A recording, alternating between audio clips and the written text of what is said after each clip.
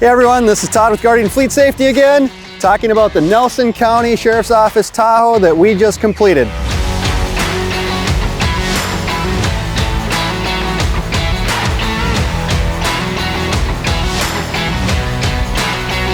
This system is paired with the SoundOff Signal blueprint system that's got the mPOWER light bar, mPOWER hood lights, as well as a number of our Guardian Safety barrage lights. This vehicle has a lot of lights, and it is purpose-built for this agency. They end up in rural areas oftentimes, and they need a lot of lights when they're out there. A lot of these lights as well are gonna have dual colors as well as some tricolor lights that you're gonna see on the back, and we're gonna show you that a little bit later. As you can see, we've got a lot of lights, but we also have the Weston front end protection. We've got the Weston push bumper, pit wraps, and headlight loops. Like I said before, these are tricolor lights as well as lights that we added, the 6x1s from SoundOff Signal and then the Weston light bar on the front. This agency ends up in a lot of areas without any traffic lights. Spotlights are very helpful. We've got the spotlight that we installed as well as the takedown feature, which changes everything to the front going white.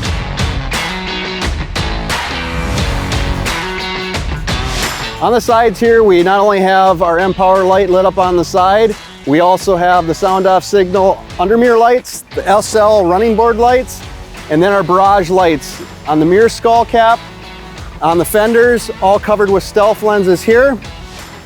We also have another takedown. This whole side we can change to side takedowns, and it will light up whatever side they want lit up.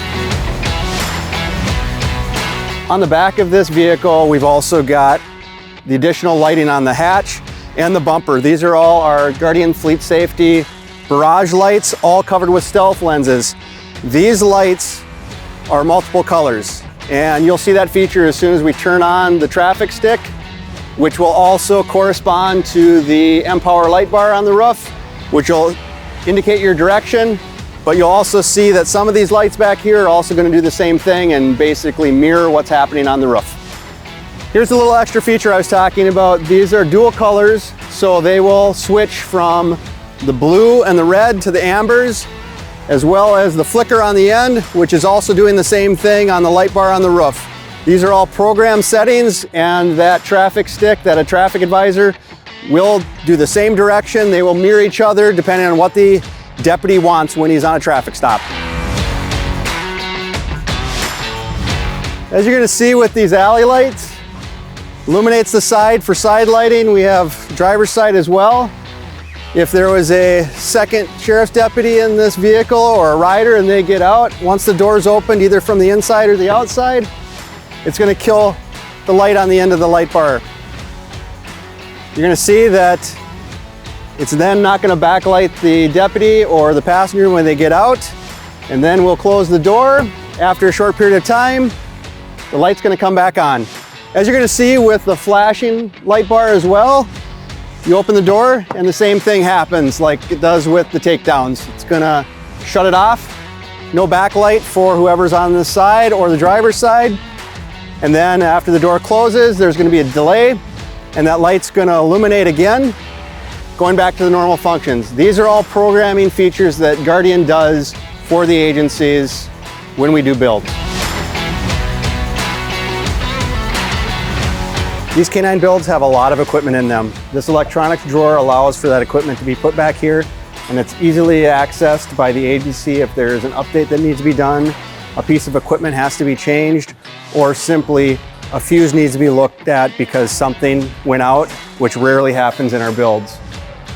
Also back here, we've got some special features, the switch for the red, white lights.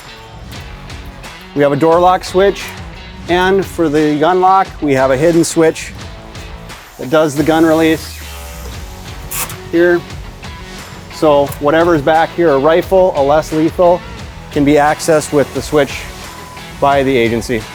Back here in this electronics tray, we have a lot of stuff, like I said. We have the DVR for the Axon camera system, as well as the trigger box, the pyramid radio repeater, as well as the transceiver for the radio over there because of the size of it. We've got the canine system here. We've got our fuse blocks. We have the cradle point wireless router, And then we have their SoundOff Signal 500 brains back here. Like I described before, this is a canine build and the agency wanted the Satina 2/3, 1/3 kennel in it. So on this side is the kennel portion of that. And it also has the remote that I just hit the button and it pops that door. So when the deputy has to release his canine partner, it's done.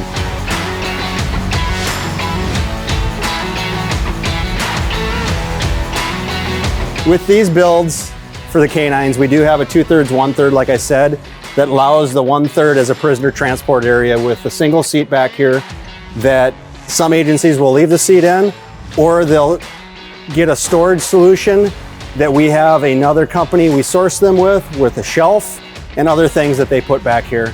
In this case, they left the seat because the deputy that is using this vehicle probably is going to take someone into custody at some point and still need to transport for themselves.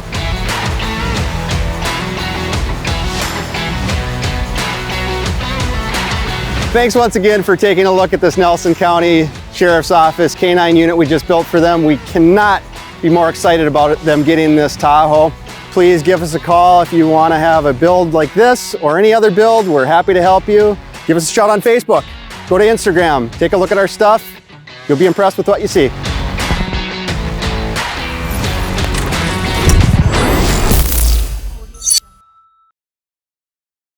Like I said, this was a canine build, so we did the Satina. And with this one, it's also got the system where I can just hit the button. This has the, God damn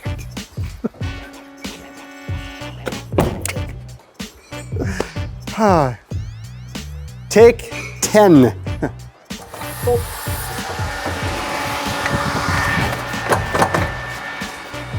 Not the canine. With these canine builds, we still have the 2/3. With these canine builds, we still have the, it's a loud shop. There's gotta be some good bloopers in there.